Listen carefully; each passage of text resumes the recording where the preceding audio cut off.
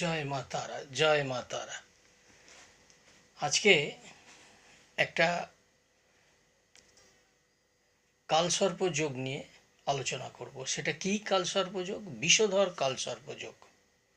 এই বিষধর কালসর্প যোগ একাদশভাবে যদি রাহু অবস্থান করে এবং পঞ্চমভাবে যদি কেতু অবস্থান করে এবং বাকি সমস্ত গ্রহ যদি রাহু কেতুর ওপরের দিকে স্থিত হয়, এই ধরনের যোগ হচ্ছে বিষধর কালসর্প যোগ।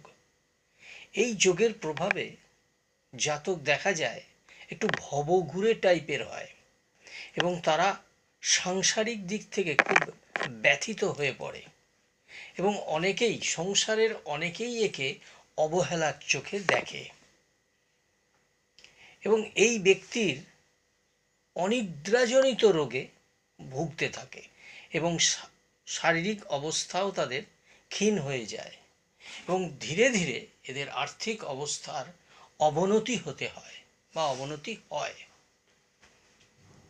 এই যে টোটাল বিষধর কালসর্প যোগ কেন হচ্ছে, কি কারণে হচ্ছে এবং এগুলো হলে কি কি হয়, এগুলো যদি নিরাময় করতে হয় তাহলে অবশ্যই আগে জন্মকুণ্ডলীটা বিচার করে দেখতে হবে যে ওই ব্যক্তির এইরূপ অবস্থান হচ্ছে কেন।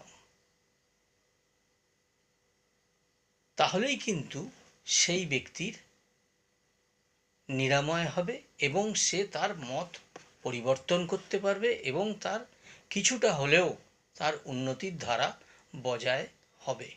নমস্কার।